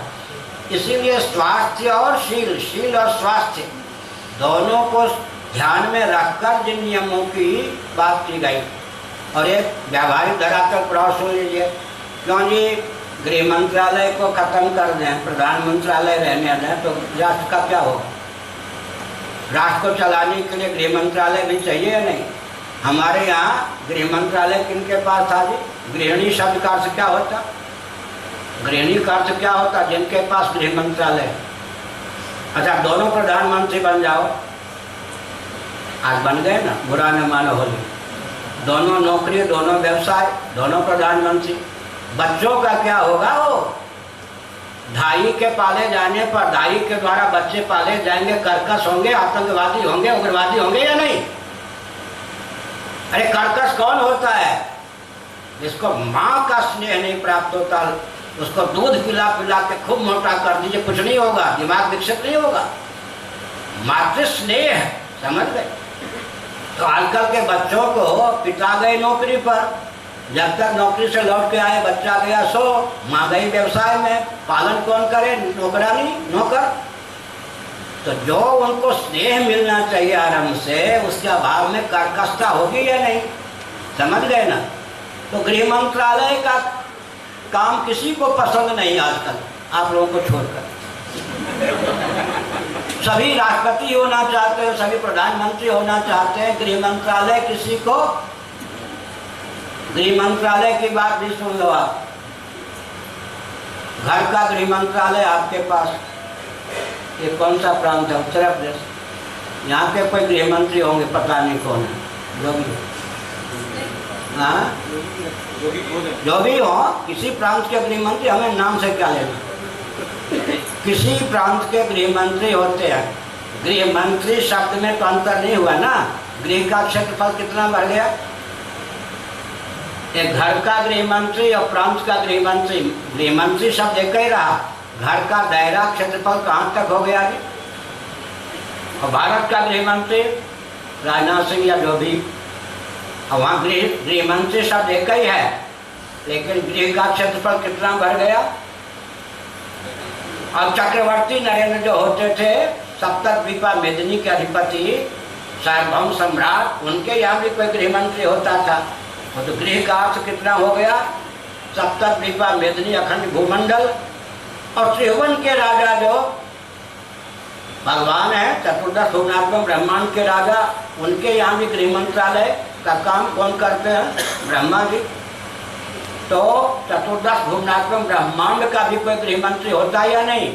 गृह मंत्री शब्द एक ही है। गृह का क्षेत्र कितना बन गया? तो जगत जननी आपका नाम है। क्या जगत जननी का अर्थ क्या होता है? भगवान। ये तो सुनो आप, बुरा न मानना, जैनों के यहाँ भगवान अवतार लेंगे। जैन तो भगवान को नहीं मानते। साधन के द्वारा सिद्ध जो व्यक्ति होता है उसी को अवतार मानते हैं। सचमुच में भगवान ही उनके यहाँ नहीं है तो भगवान का अवतार क्या होगा? आप बौद्ध बन जाओ कोई भी, तो बौद्धों के यहाँ भगवान का अवतार क्या होगा? भगवान को मानते ही नहीं। आज समाजी बन जाओ, आज समाजी भगवान को मानते हैं लेकिन भगवान का अवतार ही नहीं होगा। अवतार को स्वीकार नहीं करते क्योंकि भगवान को उपादान कारण नहीं मानते, निमित्त कारण ही मानते हैं। सनातन वैदिक आर्य हिंदू धर्म में प्रतिष्ठित सन्निहित इन देवियों को आपको ही अधिकार प्राप्त है। मीरा को जन्म दे सकती हैं, लक्ष्मी बाई को जन्म दे सकती हैं, सावित्री को जन्म दे सकती हैं, रुक्मिणी को जन्म दे सकती हैं, राधा रानी वृषभान नंदिनी को जन्म दे सकती हैं, बदालसा को जन्म दे सकती हैं, सुलभा को जन्म दे सकती हैं, गार्गी ब्रह्मवादिनी को जन्म दे सकती हैं, मंडन मिश्र की पत्नी भाई भारती को जन्म दे सकती हैं। कितने नहीं, भगवती की माँ हो सकती है, जगत जननी की माँ होने का सौभाग्य, और जगदीश्वर के माँ होने का क्या कहते, देवकी नंदन यशोदा नंदन कहते हैं या नहीं? इससे बढ़कर सम्मान क्या होगा जी? आखिर भगवान भी अवतार लेंगे माँ, तो माँ के गर्भ से लेते हैं। भगवती भी जगत जननी होकर अवतार लेंगी तो जगत जननी की जननी, और जगदीश्वर जगत पिता के ही माँ होने का सौभाग्य देवियों को प्राप्त है। अच्छा एक बात देख लीजिए, हमारे यहाँ देवियों का सम्मान कितना, गाय कितनी भी हृष्ट पुष्ट हो, क्योंकि जुआ उसके कंधे पर कोई सनातनी रखेगा, बैल भले ही दुबला हो, मातृशक्ति का कितना सम्मान, समझ गए? मातृशक्ति का इतना सम्मान, अभी तक भी गाय भले ही हृष्ट पुष्ट हो, बैल कुछ दुर्बल ही क्यों न हो, जुआ उस गाय के कंधे पर नहीं रखा जा सकता। मातृशक्ति का एक मजदूर फटा महिल कपड़ा पहन के रह सकता है, लेकिन वो अपनी पत्नी को कम से कम सोने के नहीं सही, हीरे के नहीं सही, चांदी के जेवर तो देता है। समझ गए? इसका मतलब क्या है? मातृशक्ति को हम कितना सम्मान देते हैं। महाभारत में मनुस्मृति में लिखा है, जिस घर में ये लक्ष्मी तिरस्कृत होती हैं, उचित वस्त्राभूषण अलंकार स्नेह से विहीन होती हैं, उस घर में दरिद्रता ही दरिद्रता है। और एक और विचित्र बात, हमारे यहाँ पंचदेव हैं, उसमें एक स्वतंत्र स्थान देवियों का है। एक देव कौन हो गए? सूर्य ब्रह्मा जी, दूसरे विष्णु जी, तीसरे शिव जी, चौथी शक्ति। पंचदेव में शक्ति का स्थान है। पांचवें कौन हो गए? गणपति। एक स्वतंत्र स्थान हो गया, बाकी रह गए चार। चार में क्या है जी? अब ले लीजिए, ब्रह्माणी वहाँ भी बैठ गई या नहीं, और लक्ष्मी देवी श्रीदेवी विष्णु जी के साथ बैठ गई या नहीं, और उधर शक्ति तो शक्ति ही है। और उधर क्या हो गया जी? शिव जी के साथ भी बैठ गई, ब्रह्मा जी के साथ, विष्णु जी के साथ बैठ गई, महाकाली, महालक्ष्मी, माँ सरस्वती, और गणपति जी के साथ बैठ गई या नहीं। तो शेष चारों में भी आपकी अनुगति है, स्वतंत्र भी आपका स्थान है। परसेंटेज निकालिए, आपकी प्रबलता हुई या देवताओं की प्रबलता हुई? अरे गणित की दृष्टि से विचार करो तो क्या? 5 में एक तो स्वतंत्र स्थान आपका है शक्ति। शक्ति के उपासकों को शाक्त कहा जाता है, लेकिन ब्रह्मा जी के साथ ब्रह्माणी के रूप में, विष्णु भगवान के साथ श्री के रूप में, लक्ष्मी के रूप में, शिव जी के साथ सती उमा पार्वती के रूप में, गणपति के साथ भी सिद्धि के रूप में, चारों जगह भी बैठी हैं, स्वतंत्र रूप से भी एक जगह बैठी हैं। परसेंटेज निकालिए, आपका मत हुआ या आपका महत्व अधिक है? अच्छा, और घर को चलाने की बात देखिए, महाभारत की बात कहता हूँ।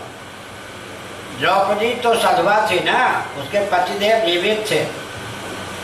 महाभारत में लिखा है, कुंती विधवा हो गई थी, पांडु जी की पत्नी, 5 पांडवों की जननी, विशेषकर 3 पांडव। द्रौपदी जो वस्त्र मंगवाती थी, साड़ी, उसकी कीमत अपने लिए जो मंगवाती थी घटिया, कुछ घटिया। सासू जी के लिए, विधवा सासू जी के लिए जो साड़ी मंगवाती थी, उसकी कीमत अधिक।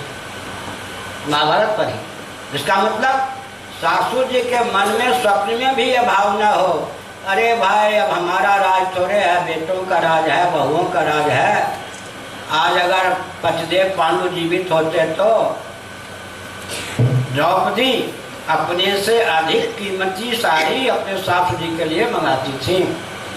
इसलिए वैधव्य को प्राप्त भी कौशल्या जी आदि भी दुर्दैव के दुर्विपाक से, जब कौशल्या भी विधवा हो सकती हैं कोई भी, लेकिन उनके सम्मान में किसी प्रकार की आंच आ जाए ये संभव नहीं। और मैं अब वीटो पावर का विशेषाधिकार का प्रयोग करता हूँ। झुनझुन वाले जी सावधान। आशा प्रणीत हमारे यहाँ 2 इतिहास हैं, एक वाल्मीकि महर्षि के द्वारा प्रणीत वाल्मीकि रामायण, दूसरे कृष्ण द्वैपायन वेद व्यास जी के द्वारा विनिर्मित महाभारत। दोनों में एक एक विश्व युद्ध का वर्णन है या नहीं? विश्व युद्ध किसके लिए? आपके लिए। इससे ज्यादा क्या होगा? हम करोड़ों को मरवा देते हैं, गागर मुड़ की तरह काट देते हैं, एक एक देवी के शील की रक्षा। अयोनिजा, भूमिजा, पराशक्ति स्वरूपा भगवती सीता के शील पर कटाक्ष करने का प्रयास किया। अंदर से भले उद्धार की भावना हो, शापित तो था। ऋषियों ने कहा एक स्वर से, रामदेव गाजर मुंडी की तरफ काटो मत। एक भयंकर विश्व युद्ध को हमने बोल दिया है एक देवी के शील की रक्षा की। अब कोई कह सकता है माता उपेक्षित हुई, आपके नाम पर तो 1-1 करोड़ व्यक्ति को गाजर मुंडी की तरह काट करके फेंक दिया गया। फिर कोई कहे कि मातृशक्ति का तिरस्कार सनातन धर्म में है। घर की महारानी को कार्यालय की नौकरानी बना के रखा जाता है, ये उत्कर्ष है क्या? मैं पूछना चाहता हूँ। अच्छा, जो आजकल नौकरी करते हैं पुरुष होकर अपने शील की रक्षा कर सकते हैं क्या? समझ गए ना। कार्यालय में जो ताने बाने आजकल हैं आरक्षण इत्यादि को लेकर, पुरुष भी आज अपने शील के धर्म की रक्षा नौकरी करके नहीं कर सकता, फिर देवियां अपने शील की रक्षा इन कार्यालयों में नौकरी करके कर रहे हैं। परिस्थिति की बात दूसरी है।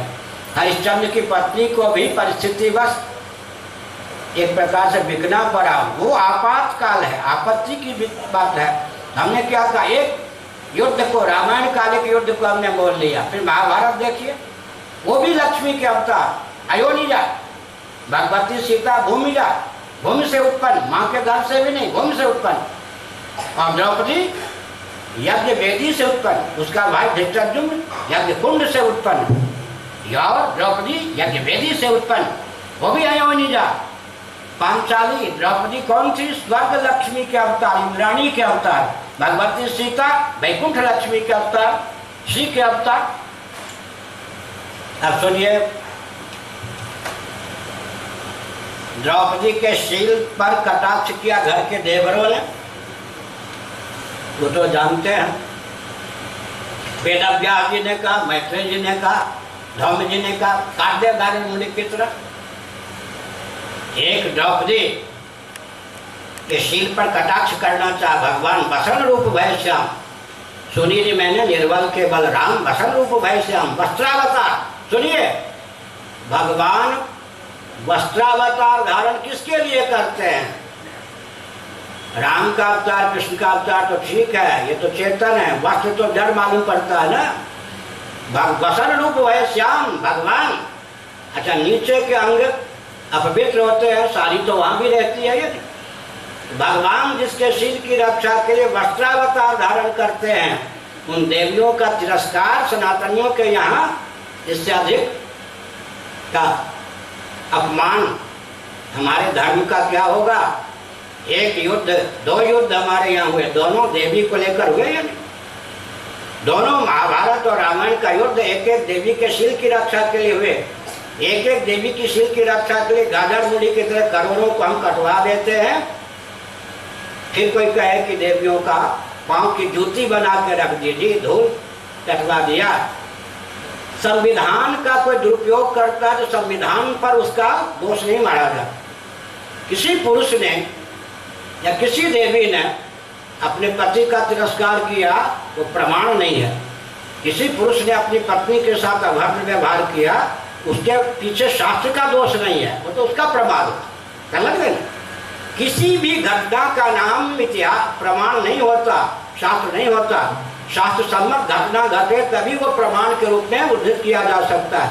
आप 99% झूठ बोलते हैं, तो झूठ बोलना धर्म हो जाएगा क्या? एक व्यक्ति भी सत्य बोलेगा तो सत्य बोलना ही धर्म होगा या नहीं? तो हमने इन सब दृष्टियों से कहा। विवेकानंद जी के बात ले ली। विवेकानंद जी गए विदेश, वहाँ एक अंग्रेज महिला हाथ में पंखा लिए हुए थे, अपने पति के कब्र को पंखा झल रही थी। विवेकानंद जी ने पीछे से देखा, आश्चर्य, सतियों का देश भारत, यहाँ भी सत्य निकल आई। अंग्रेज घर की महिला, उस देवी का ध्यान गया, क्यों बाबा क्या देखते हो? बताते, अरे हमारे यहाँ का नियम है जब तक पति की कब्र गिली रहती है समाधि, दूसरी शादी नहीं कर सकती। पंखा जल करके कब्र को सुखा रही हूँ कि ताकि दूसरी शादी करने को मिले। यहाँ तो एक पति के नाम पर, क्योंकि परलोक तक का संबंध, एक पति के नाम पर शील की रक्षा करते हुए जीवन व्यतीत कर देती हैं। उनके धैर्य, उनके शील को कोई तिरस्कृत कर सकता है? कितना उदात्त सिद्धांत हमारे यहाँ है। तो और मैं आपकी और आपके बाल की ओर देखकर नहीं बोल रहा हूँ, हम पे मुर्दाबाद मत करना, कम से कम एक व्यक्ति को सुरक्षित रखो देश में। क्यों? अपने वकील को ही व्यक्ति गाली देगा तो क्या होगा? हम तो सबकी वकालत करते हैं। हमने वक्तव्य दिया, कश्मीर के जवानों, कश्मीर के युवकों, बाढ़ में बहने से जिन मिलिट्री के जवानों ने, सैनिकों ने तुम्हारे प्राणों की रक्षा की, डूबने से बचाया, तुम पत्थर मार के उनकी अवज्ञा करते हो। मोदी जी को तीसरे दिन बोलना पड़ा, बोले आपको सेना ने प्राण दिया, आप उनको पत्थर देते हो। हमारे वाक्य को अपने शब्दों में बोले या नहीं। फिर मैंने कहा एक आम व्यक्ति को भी आत्मरक्षा का प्रशस्त अधिकार मानवाधिकार की सीमा में प्राप्त है, लेकिन जो देश की रक्षा के लिए तत्पर हैं उनको आत्मरक्षा अधिकार नहीं दिया गया है। इसका मतलब बंदी है। वो सेना कहाँ है, सैनिक कहाँ है, वो तो बंदी है। बस हो गया ना। अब ये जो कुछ हो रहा है वो मेरे प्रवचन के बाद में हो रहा है, समझ गए ना। प्रधानमंत्री ने कह दिया गुंडे हैं 80% गोरक्षक। सुप्रीम कोर्ट से कहलवा दिया इन गुंडों पर नियंत्रण करना चाहिए, राज्य में आदेश जैसा दे दिया गया। मैंने कहा राष्ट्रभक्त हैं, गौ की हत्या करने वाले अराजक तत्व हैं, देशद्रोही हैं, इन पर प्रतिबंध लगाओ, गो भक्तों की ओर मत देखो। हो रहा है केवल 2 विरोध आया है, बंगाल और केरल की ओर से। तब सरकार इतने अंशों में बढ़िया है कि हमारी बात पर अपनी बात पीछे धकेल देती है, इतना तो बढ़िया है। अब थोड़ा मैंने संकेत किया, किसी के बाल की ओर देख के नहीं बोल रहा। भारत के प्रथम प्रधानमंत्री अगर कोई हो तो बुरा मत मानना, शिक्षा लेना। हमारी बात मुर्दाबाद करने के लिए नहीं है, शिक्षा लेने के लिए। भारत के प्रथम प्रधानमंत्री कोई हुए, उनकी कोई बहन थी लाडली प्यारी दुलारी। रूस में उन्होंने उसे एम्बेसडर राजदूत बना के भेजा। अरे नाम मैं जानता हूँ, सुनो, सीख लो। उपनिषदों में क्या लिखा है, भागवत के 11वें स्कंद में लिखा है, परोक्ष प्रिया इव ही देवा। हर बात नंगे ढंग से बोलोगे अनारी बन जाओ। और भगवान के 11वें स्कंद में श्री कृष्ण ने क्या कहा, परोक्ष शैली में ज़्यादा बोलना चाहिए, सब जगह नंगी भाषा में बोलोगे पिट जाओ। इसीलिए परोक्ष प्रिया इव ही देवा। भगवान ने कहा परोक्ष शैली में कही गई बात मुझे भी पसंद। अच्छा सुन लीजिए। मुकुर मलिन पुनि नयन विहीना, राम रूप देखई किम दीना। तुलसीदास जी ने परोक्ष शैली में राम जी को आत्मा बता दिया या नहीं? किसका अर्थ में बता रहा हूँ, कुछ गुरुदेव ने बिहारी भवन में प्रवचन में कहा, सुनिए। दूसरे का मुख देखने के लिए नेत्र ही पर्याप्त है या नहीं? और अपना मुख देखना हो तो नेत्र के साथ दर्पण भी चाहिए। अगर तुलसीदास जी को राम जी आत्मा ही मानना होते तो राम जी के दर्शन के लिए केवल नेत्रों का वर्णन करते, दर्पण का वर्णन नहीं करते। परोक्ष शैली में राम जी को आत्मा सिद्ध कर दिया या नहीं? चेतो दर्पण मार्दनम श्री कृष्ण संकीर्तनम, चैतन्य महाप्रभु शिक्षाष्टक। चित्त रूपी दर्पण का मार्जन करने वाला भगवान नाम संकीर्तन है। यहाँ भी वही बात। अगर श्री कृष्ण भगवान हमारे आत्मी ही होते, आत्मा न होते, उनके दर्शन के लिए केवल नेत्र की आवश्यकता होती, दर्पण की आवश्यकता तो नहीं होती ना। ये परोक्ष शैली में क्या, परोक्ष शैली में उपदेश है। तो मैंने कहा एम्बेसडर बन के चली गई वो कहाँ, रूस। उस समय के जो माननीय राष्ट्रपति थे उनके मन में बहुत कुतूहल था कि हम तो कम्युनिज्म की धारा में बहने वाले हैं, भारत से एक प्रधानमंत्री की लाडली प्यारी बहन आ रही है, मातृशक्ति, उसका दर्शन करके, उससे भाषण करके मैं कृतार्थ होऊंगा। वो जो देवी जी थी राजदूत, उन्होंने वहाँ के राष्ट्रपति से मिलने की भावना व्यक्त की। क्या ऐतिहासिक तथ्य है यह, समझ गए, गपशप नहीं। उस रूस के राष्ट्रपति ने कहा भारत की मातृशक्ति अंग्रेजी कटवाल में विवाहिता होने पर भी मैं इसी देवी से बात नहीं कर सकता। सच्ची बात है ना। कहाँ के? अरे रूस के। भारत का सिर झुक गया। पगड़ी बांधने वाले, धोती पहनने वाले डॉक्टर सर्वपल्ली राधाकृष्णन, तो हिंदू विश्वविद्यालय में BHU में भी प्रोफेसर थे, वो भेजे गए राजदूत बना करके। देख लीजिए, अर्थात रूस हमको किस रूप में देखना चाहता है। आपको सुनकर आश्चर्य होगा, भारत में रामलीला ज्यादा होती है या चीन में? चीन में ज़्यादा। रामायण का अध्ययन सूक्ष्म रीति से भारत में अधिक होता है या रूस और चीन में? रूस और चीन में। आयुर्वेदिक दवा की खपत भारत में अधिक है या चीन में? चीन में अधिक है। चीन में अधिक है। लोगों को तो बहुत भ्रम है ना। तो मैंने क्या कहा, इसलिए मैंने यह संकेत किया विश्व हमको किस रूप में देखना चाहता है। और बहुत समय हो गया, हम एक संकेत करते हैं।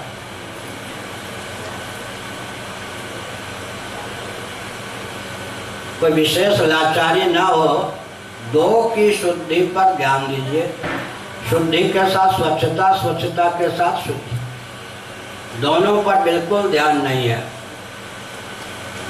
एक स्नान घर, एक भोजन बनाने का कक्ष, समझ गए? ये आपका दायित्व है। जिस ढंग से आजकल स्नान घर बनाया गया रेल विभाग का अनुकरण करके, वो तो वहाँ के लिए सुरक्षित। जितने बार आप घुसेंगे स्नान घर में, उतने बार भूत प्रेत लगे बिना रहेंगे। कहाँ से भगवान मिलेंगे? दिव्यता का दान कैसे होगा? और विचित्र बात, अब तो मल त्याग करने का स्थान पहले, फिर नहाने का बाद, और कोई विभाजक रेखा भी नहीं। समझ गए? जिस शुद्धि पर हमारे जीवन की दिव्यता निर्भर है, उसी की सबसे ज्यादा अंधानुकृति के कारण उपेक्षा है। शौचालय नरक कांड है, नरक कांड। अब भोजनालय जहाँ भोजन बनता है वो नरक कांड बना दिया या नहीं? शुद्धि नहीं आएगी तो सीता जी में जो दिव्यता थी। और सुनिए, जो कहते हैं स्त्रियों को क्या सम्मान मिला, बहुत कुछ मैंने कहा, संकेत और कर देता हूँ। जरा महाभारत पढ़िए, 10,000 स्नातक को भोजन कराती थी कौन? द्रौपदी। 5 पांडवों को भोजन कराती थी, सबसे बाद में स्वयं भोजन करती थी। पांडवों को कहती थी धर्म कार्य में संलग्न रहिए, सचमुच में राज्य कौन करती थी? द्रौपदी। निश्चिंत रखती थी अपने पति। अच्छा, महाभारत में सुलभा राजकन्या का वर्णन है। उसकी योग शक्ति के आगे जनक जी को भी नतमस्तक होना पड़ा। बृहदारण्यक उपनिषद गार्गी गृहस्थाश्रम में थी, उसके प्रश्न और याज्ञवल्क्य जी के उत्तर से बृहदारण्यक उपनिषद भरी हुई है।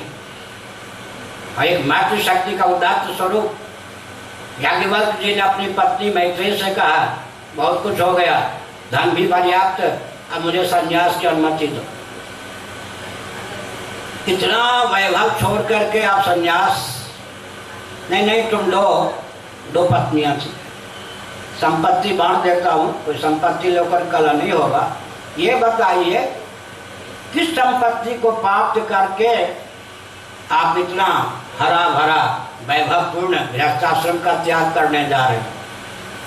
क्या अमृतत्व की प्राप्ति धन से हो जाएगी? उन्होंने कहा जीवन यापन तो हो जाएगा, अमृतत्व की प्राप्ति धन से नहीं होगी।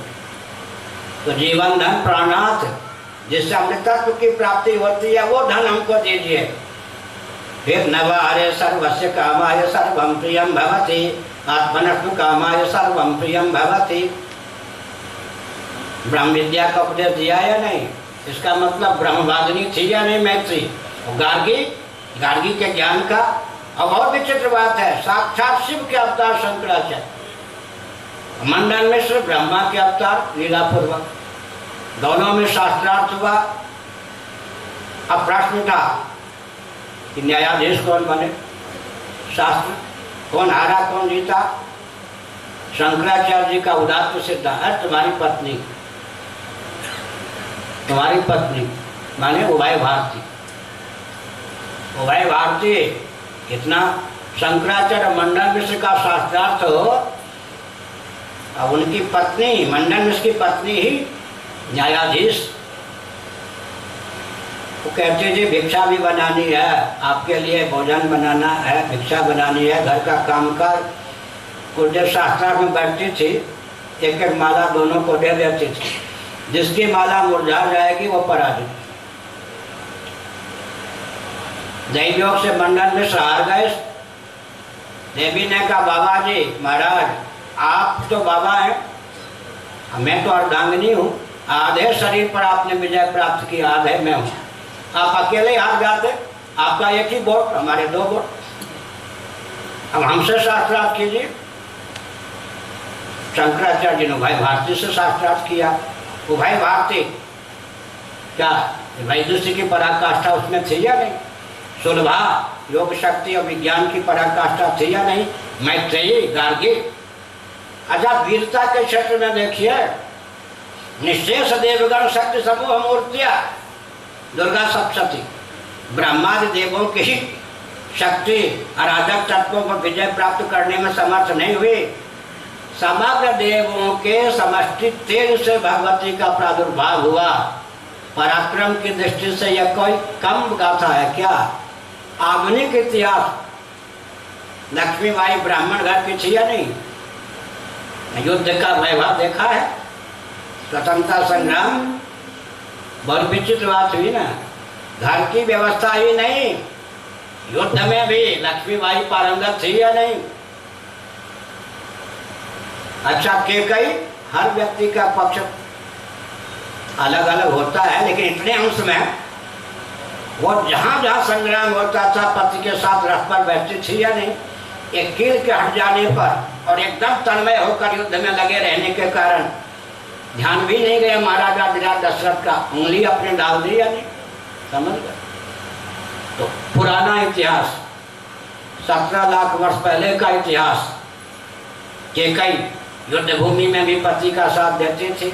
नया इतिहास, झांसी की रानी और भगवती। तो मैंने एक विषय छोड़ दिया था, रक्त बीज का सिद्धांत। सुषमा स्वराज जब स्वास्थ्य मंत्री बनी, भारत में इस विषय पर जो अनुसंधान चल रहा था उन्होंने बंद करवा दिया। लाडन जैसे किसी भी एक आतंकवादी का शरीर का कुछ अंश मिल जाएगा, सैकड़ों आतंकवादी बनाए जा सकते हैं। ये थ्योरी कहाँ से आई है? इसी का नाम है रक्त बीज की थ्योरी। हमारे यहाँ तो लोग समझते गपशप, वो लोग गपशप नहीं समझते, समझ गए? उनके अनुसंधान चल रहा। तो न रहे बांस न बने बांसुरी, न बने बांसुरी न बने बांसुरी, वो रक्त गिरे ही नहीं भूमि पर, जिसके लिए देवी ने प्रबंध किया या नहीं? तो मैंने कहा आतंकवादी को मार दो, कितने को मारोगे? मैंने एक गीति का उदाहरण देके बताया, घर घर में जब आतंकवादी होंगे कितने को मारोगे? कौन मार देगा? आतंकवादी तो समर्थ भी होंगे और 99% हो जाएंगे। इसलिए भव्य भारत की संरचना के लिए ऋषियों ने जो मार्गदर्शन किया उसमें कहीं पर त्रुटि नहीं है। अंत में भ्रांति नामक चीज न रह जाए, 5-7 मिनट में विधि निषेध पर बोलना आवश्यक समझता हूँ।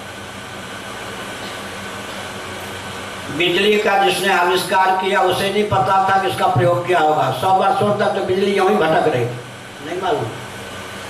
विद्युत का जिस वैज्ञानिक ने आविष्कार किया इस ढंग से, बादल के माध्यम से नहीं, ढंग से आविष्कार तो कर दिया, इसके कितने उपयोग होंगे उसी को पता नहीं था। बाद में धीरे धीरे उपयोग बढ़ता गया। तो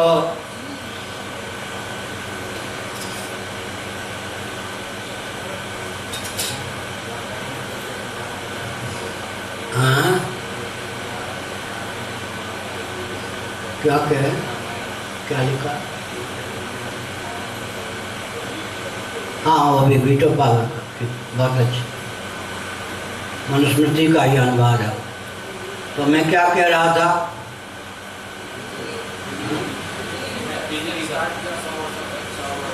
अब विद्युत के जो जानकार हैं, विशेषज्ञ हैं, स्पेशलिस्ट हैं, जल स्थल नभ में जो विद्युत व्याप्त है, निर्गुण निराकार है। निर्गुण किसको कहते हैं? जिसका अस्तित्व हो लेकिन जिसकी उपयोगिता विशेष रूप से चरितार्थ न हो। निराकार किसको कहते हैं? जो नेत्रों का विषय ना हो। जल स्थल नभ में जो विद्युत विद्यमान है उसको लेकर विधि निषेध की प्राप्ति होती है महाराज? नहीं होती। कौन छुए कौन न छुए, कैसे छुए कैसे न छुए, कैसे प्रयोग करे कैसे, बिल्कुल नहीं। निर्गुण निराकार जो विद्युत जल स्थल नभ में विद्यमान है उसको लेकर विधि निषेध की प्रसक्ति नहीं होती। लेकिन माइक के माध्यम से, पंखा के माध्यम से, विविध यंत्रों के माध्यम से सगुण निराकार जो बिजली है उसको लेकर विधि निषेध की प्राप्ति है या नहीं? और सगुण साकार जो विद्युत है बल्ब के माध्यम से, उसको लेकर विधि निषेध है या नहीं? अब मैं पूछता हूँ, उत्तर भी मैं स्वयं दे रहा हूँ कि विद्युत को लेकर जो विधि निषेध की प्राप्ति है उसमें किंचित भी, लौकिक उदाहरण में दे रहा हूँ, राग द्वेष का पुट है क्या? अरे उन विशेषज्ञों ने जो विधि निषेध निर्धारित किया है उनका अनुपालन करने पर विद्युत से लाभ तो उठा सकते हैं, हानि से दूर रह सकती है ना। विधि निषेध जो होता है वो राग द्वेष मूलक होता है क्या? भद्र व्यक्तियों के द्वारा निर्धारित विधि निषेध राग द्वेष मूलक नहीं होता ना। विद्युत को लेकर जितने बैड कंडक्ट, गुड कंडक्ट, विद्युत को लेकर जितने विधि निषेध की प्रसक्ति है वो राग द्वेष मूलक है क्या? प्रयोक्ता लाभान्वित हो, लाभ से और वंचित ना हो, हानि के चपेट में न पड़े, यही तो विधि निषेध का प्रयोजन है या नहीं? इसी प्रकार से बात समझ में आ गई ना। इसी प्रकार से वेदांत शास्त्र के मर्मज्ञ मनीषियों ने जो सनातन परंपरा के अनुसार, विशुद्ध प्रशस्त परंपरा के अनुसार विधि निषेध की मर्यादा स्थापित की है, वो प्रयोक्ता को लाभान्वित करने की भावना से और हानि के चपेट से बचने की भावना से उसमें तनिक भी राग द्वेष का स्थान नहीं है।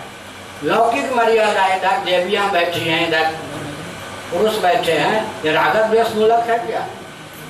जिसमें शील की रक्षा, अमेरिका में राइट हैंड चलते हैं, दक्षिण हाथ, भारत में वाम हाथ चलते हैं, ये तो मनुष्य के द्वारा निर्धारित नियम है, ये भी तो राग द्वेष मूलक नहीं है। राग द्वेष मूलक सचमुच में कोई भी निषेध हो उसका पालन मत कीजिए।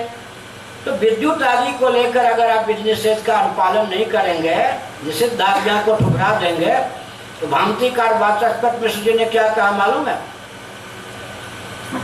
विधि में श्राद्ध अधिकृत होते हैं, श्राद्ध माने श्रद्धालु, विधि में श्राद्ध अधिकारी अधिकृत होते हैं। सत्संग होगा, जिनको लाभ उठाना हो पहुँचे, जिनको परहेज है मत पहुँचे। विधि में श्रद्धालु अधिकृत होते हैं। स्वर्ग काम हो जाए तो आपको स्वर्ग चाहिए, याद कीजिए, नहीं चाहिए मत कीजिए।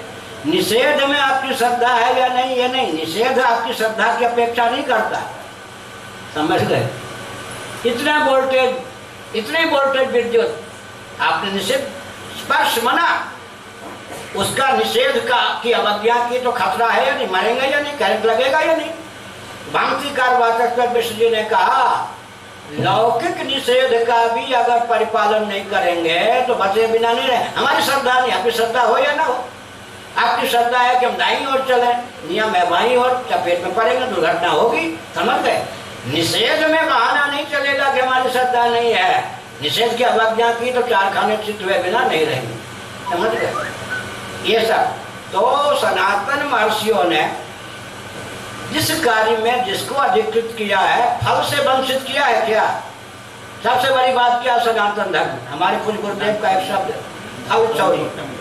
सनातन धर्म में फल में चौरी नहीं है। सनातन धर्म में फल से किसी को वंचित नहीं किया गया। मैं सन्यासी हूँ, अपना भी श्राद्ध करके सन्यास लिया जाता है। मैं अग्नि का स्पर्श नहीं कर सकता, तो भोजन बन रहा है या नहीं, बनेगा या नहीं? मैं अग्नि का स्पर्श नहीं कर सकता तो मुझे भोजन नहीं दिया जाएगा क्या? अरे परिव्राजक हूँ, सन्यासी हूँ, सबसे पहले मेरे पास से आए। भोजन में बना नहीं सकता, इसलिए कार्यालय प्रधानमंत्री की ओर से भोजन जो नहीं बना सकता, भोजन पाने में अधिकृत नहीं, लो जी हम तो फिर मारे जाएंगे, भूखे रहेंगे। क्या मतलब हुआ? गीता के लिख लीजिए, गीता के 18वें अध्याय का 45वां 46वां श्लोक, स्वे स्वे कर्मण्य विरता संसिद्धिं लभते नरः स्वकर्मणा तमभ्यर्च्य सिद्धिं विन्दति मानवः। अपने अपने शास्त्र सम्मत कर्म का, दायित्व का भगवत प्रीत्यर्थ जो पालन करता है उसको सिद्धि मिलती है। सिद्धि में कोई विषमता नहीं है, फल में कोई जुड़ाव नहीं है। फल को लेकर ही तो सब झमेला आज फल में वंचित नहीं किया सनातन धर्म ने। स्वे स्वे कर्मण विरता संसिद्धिं लभते नरः स्वकर्मणा तमभ्यर्च्य सिद्धिं विन्दति मानवः।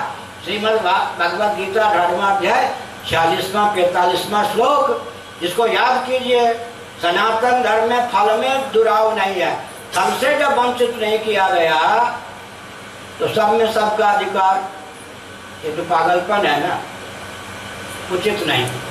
इसलिए फल में समरांगण में क्षत्रिय छाती पर बाण खाता हुआ, गोली खाता हुआ, शत्रु सेना को ललकारता हुआ कहीं वीर गति को प्राप्त होता है। एक सन्यासी समाधि लगा कर देहत्याग करता है। दोनों सूर्य मंडल का भेदन करके ब्रह्मलोक में पहुंचते हैं। वो क्षत्रिय है, ये ब्राह्मण है, सन्यासी है, समाधिस्थ है। एक सफाई कर्मी धर्म समझकर झाड़ू लगाता है, उसका हृदय भी साफ होता है।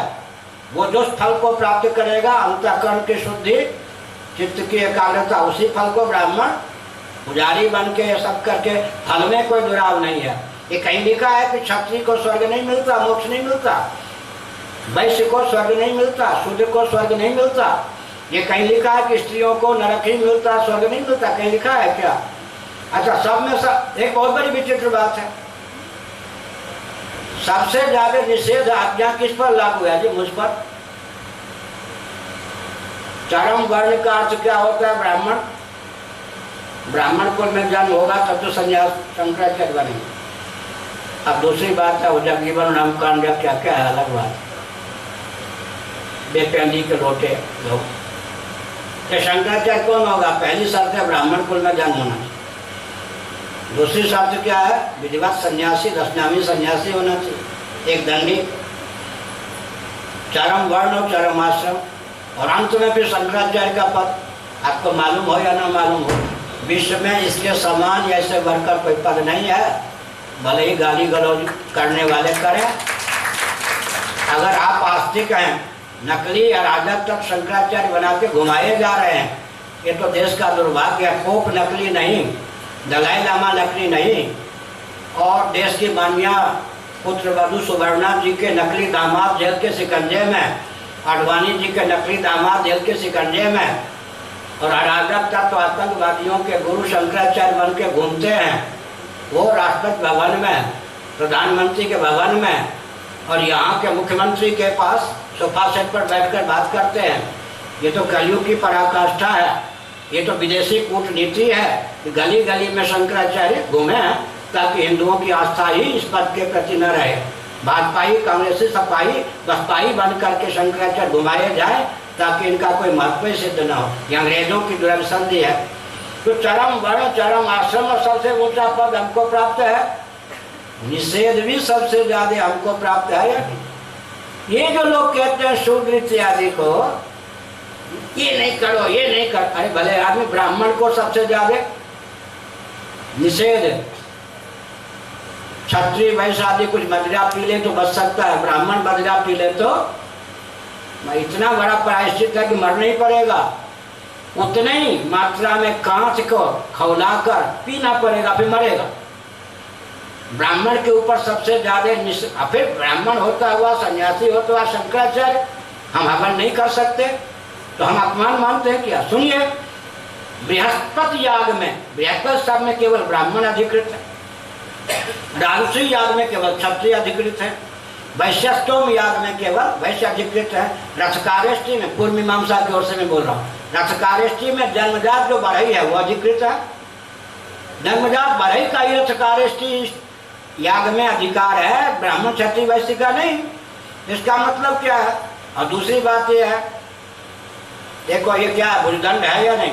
इससे हवन भी करते हैं, शांति पाठ भी करते हैं, लिखते भी हैं, और नाचने में भी उपयोग, और तैरने में भी उपयोग, चलने में भी उपयोग। सामने वाला जानता है या नहीं कि है ये सेना, ये भुजदंड सैनिक है या नहीं? किस विश्वविद्यालय के प्रशिक्षण के फलस्वरूप इन भुजदंडों को निसर्ग सिद्ध संस्कार संवेद प्राप्त है गुण? शरीर पर या बाघोपाल किसी पर आंख की संभावना हो, टूटने फूटने की चिंता किए बिना अपने आप को यूं कर दो, काम 50 होते हाथ के द्वारा, हर व्यक्ति जानता है कि कौन है, सैनिक है। चप्पल का रूप भी धारण कर सकता है, मुष्टिका का रूप भी धारण कर सकता है, तीर भी ले सकता है, धनुष भी, रिवाल्वर भी ले सकता है। ये क्या है? निसर्ग सिद्ध क्षत्रियोचित ओज तेज इसमें प्रतिष्ठित है या नहीं? अब हम एक संकेत करके प्रवचन को विराम देते हैं। हरिअनंत हरिकथा अनंता। माता का स्थान पिता से ऊंचा है। रामलला ने कहा, माँ तुम तो मोदक पवाना चाहती हो, हंसती हो, खेलती हो, लाती हो, लाड प्यार करती हो, तुम्हें इस तथ्य का पता नहीं कि पिताजी ने मुझे वनवास, वन का राज्य सौंपा। पिताजी ने वही कानन राजू, वनवास सजा नहीं दिया, वन का राज्य बोलना ही होता है। अब वीटो पावर, मनुस्मृति के अनुसार वीटो पावर, विशेषाधिकार का प्रयोग करके केकई ने क्या कहा, जो केवल पितु आयुष ताता तो जनी जाऊं, जानी भाई माता, तुम्हारे पिता की अपेक्षा तुझ बेटे पर मेरा विशेष अधिकार है। केवल पिता ने आज्ञा दी हो, उस आज्ञा की अवज्ञा कर दो, पाप नहीं लगेगा, क्योंकि मनु भगवान ने बालक पर, बालिका पर पिता की अपेक्षा माता का अधिक अधिकार माना। कदाचित सौतेली माँ विमाता के सहित पिता की आज्ञा है, तुझ राम पर मुझ कौशल्या की अपेक्षा भी केकई का अधिक अधिकार है। अगर उसने आज्ञा दिलवाई है, यदि है, जाओ, वन देवी तुम्हारी माँ का काम करे, वन देवता तुम्हारे पिता का काम करे। समझ गए? कौन फूट डाल देगा? कौन फूट डाल देगा? कहती है तुम्हारे पिता की अपेक्षा तुझ पर मेरा अधिकार अधिक, जितना मेरा अधिकार है उससे अधिक विमाता केकई का, उससे अधिक विमाता सुमित्रा का तुम पर अधिकार है। मेरी बात भी न मान करके उनकी बात मान के, क्योंकि अगर केकई की सहमति है तो अवश्य बन जाओ, मेरा आशीर्वाद है। तो हमने क्या कहा था दिनों, अपने अपने स्थान पर बाहर पुरुष आगे हो जाते हैं, घर में देवियाँ आगे हो जाती हैं, तब तो काम चलता है ना। तो बहुत कुछ हमने समय की सीमा में कहा, इसलिए मातृशक्ति का उत्कर्ष कैसे होगा, अंत में मैं संकेत करता हूँ। षड्यंत्र विदेशी यह है कि जो संयुक्त परिवार का विलोप हो रहा है, महानगर में रहेंगे संयुक्त परिवार का विलोप होगा ही क्या? परंपरा प्राप्त कुलाचार महानगर में टिक ही नहीं सकता है। कुल वधु, कुल देवता, कुल वर, कुल गुरु, कुल देवी, ये सब महानगर, कुल वधु, कुल वर, कुल देवी, कुल देवता, कुल गुरु, ये महानगर में टिक नहीं सकते। सबका लोप, इनका लोप होने पर क्या होगा जी? मनुष्य भोजन करने, संतान उत्पन्न करने की मशीन बन जाएगा। यही तो अंत विकास का पर्यवसान है ना। इसलिए ये जो भांग डाल दी गई कुएं में, हमारे हर व्यक्ति की जीविका जन्म से आरक्षित, समझ गए? बहुत कुछ है। मायके से जो संपत्ति मिलती है उस पर देवियों का ही अधिकार होता है विवाह होने के बाद। दहेज प्रथा के नाम पर बलिदान नहीं, स्वेच्छा पूर्वक जो माता पिता से संपत्ति मिलती है उनकी अनुमति से, पत्नी की अनुमति से क्या पति उस धन का उपयोग कर सकते हैं, नहीं तो उसके नाम पर वो रिजर्व होता है शास्त्र। पति अगर कोई पुण्य कर ले बिना पत्नी के भी, एक्सचेंज पद्धति, स्वाभाविक रूप से आधा पुण्य चला जाएगा पत्नी के पास। पति शामिल हो या ना हो, पत्नी के द्वारा कोई पाप होगा, पूरा पाप चला जाएगा पति के खजाना। समझ गए ना? इनके बिना, मातृशक्ति के बिना किसी पुण्य का संपादन हो ही नहीं सकता है। तो बहुत ऊँची बात है देवियों। आजकल जो अब व्यवस्थाएं हैं उसके मूल में हमारा धर्म नहीं है, उसके मूल में दहेज प्रथा, गाली गलौज, तलाक, ये सब, उसके मूल में वर्तमान उन्मादी मस्तिष्क काम करता है। उन्मादी मस्तिष्क में जो विकृति है उस विकृति को आप धर्म पर लादने का प्रयास मत कीजिए। हर हर महादेव। जगत गुरु शंकराचार्य भगवान हमको लगता था जो बोलेंगे मुर्दाबाद हो जाए, पुतला फेंके जाएंगे। मोहन भागवत जी आरक्षण पर बोले दुर्दशा हो गई, भाजपा के बट्टे ही बैठ गया। कहाँ पर? बिहार। हमने आरक्षण पर प्रवचन किया, कहीं से मुर्दाबाद आदि नहीं आए। तो हमारे पूज्य गुरुदेव जब बिहारी भवन में हमको पढ़ा रहे थे तो उन्होंने मेरी ओर मुख करके कहा, आगे नास्तिकता की पराकाष्ठा होगी, मेरी बात गांठ बांध लेना। शुद्धि, युक्ति, अनुभूति तीनों धरातल पर खरा उतरने वाला प्रवचन करना। दर्शन, विज्ञान और व्यवहार तीनों में सामंजस्य साध करके प्रवचन करना, दिग्विजय हो जाओगे, कोई विरोध नहीं करेगा। तो मैं संकेत क्या कर रहा था, स्विच यहाँ है, यहाँ भी ऑन करेंगे तो दूर में बल्ब पर उसका प्रभाव पड़ेगा या नहीं, पंखा पर प्रभाव पड़ेगा या नहीं। बोकारो आदि जहाँ फैक्ट्रियाँ हैं, स्विच यहाँ है, ऑन करने पर 1 किलोमीटर के यंत्र भी क्रियान्वित हो जाते हैं या नहीं। और अमेरिका के राष्ट्रपति को जब उत्तराधिकार सौंपा जाता है, जैसे हम लोगों को उत्तराधिकार दिया जाता है, भगवान शिव के द्वारा प्रदत्त जो शिवलिंग हैं चंद्रमौलीश्वर, वो मुख्य चीज़ है। पुराने जो पद पर रहने वाले शंकराचार्य वो नए शंकराचार्य को देते हैं।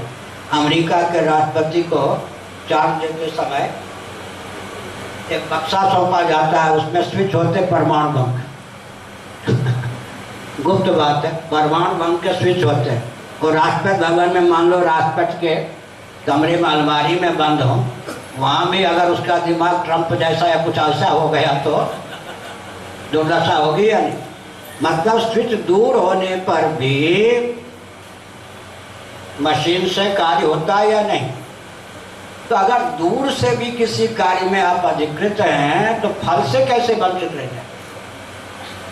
और दूसरी बात एक और है, बिहार की बात सुना दें, लालू यादव की जय। बड़ा विचित्र बना दिया बिहार, बड़ा विचित्र बना दिया। बिहार में पुरी से रेल के द्वारा गए, प्राय हम AC सेकंड में यात्रा करते हैं, कभी कभी थोड़ी यात्रा साल में 1-2 बार AC फर्स्ट क्लास में, कभी कभी वो भी जगह न मिले, क्योंकि हर शासन तो मुझे दबाने का ही प्रयास करता है, AC 3 में भी चल देते हैं। तो गया पहुँचे। हमारे यहाँ का सामान्य नियम है धोती पहन के व्यक्ति पहुँच हो। पंजाब में तो सब सलवारें पहनती थी, लेकिन कम से कम हम जब जाते हैं तो सब देवियाँ साड़ी पहने होती हैं। लाभ तो हुआ ना, बच्चे धोती पहन के आते, लाभ तो हुआ ना। इससे शुद्धि का भी रक्षण होता है और भारतीय वेशभूषा का भी समादर हो। एक वकील जबरदस्ती पाँव छूना चाहता था, हम परिचित नहीं थे, रोक दिया गया। तो लालू यादव की कृपा से बार बोलने लगा, हमारे व्यक्ति को गाली देने लगा। जैसे कल एक युवक ने वहाँ पर क्या क्या कह दिया लोगों, बाद में पता चला अयोध्या का बेटा ही था। कितना अनुशासनहीन बनाया बेटे को, समझ गए। तो मैं तो कार में बैठ गया, उसको पाँव नहीं लोगों ने छूने दिया। छू ले तो मैं नाराज नहीं होता, लेकिन छूने नहीं दिया गया। तो बड़बड़ाता वो जब थक गया तो किसी ने कहा महाराज ये वकील हैं, लेकिन आप चश्मा यहाँ लगाए हो ना, वो चश्मा यहाँ लगाए। हमसे बार बोलने के लिए चश्मा को उन्होंने यहाँ लगा। हमने कहा वकील साहब, जहाँ आपने चश्मा लगा रखा है वहाँ से दिखता है ना, ये कैसे होगा हमारा? मैं क्यों, चश्मा से दिखना चाहिए, यहाँ से क्यों नहीं दिखता? ऐसा भी कोई हो सकता? हमने कहा नहीं लगाओगे उपने तब दिखेगा ना। आपकी भावना है कि यहाँ चश्मा लगा के देखो, ये भावना है। विधि क्या है? यहाँ चश्मा लगाओगे तब दिखाई पड़ेगा। तो विधि और भावना दोनों में सामंजस्य चाहिए या नहीं? आजकल लोग कहते हैं हमारी भावना है जी, अरे भावना रहे फाड़ में जाए। तुम्हारी भावना है कि यहाँ चश्मा लगा के देख लें, देख लोगे? तुम्हारी भावना का आंख मूंद करके नाक से ही देख लें, देख पाओगे? इसलिए जीवन में विधि और भावना दोनों का सामंजस्य होना चाहिए। बुरा न मानो, होली है। जगत गुरु शंकर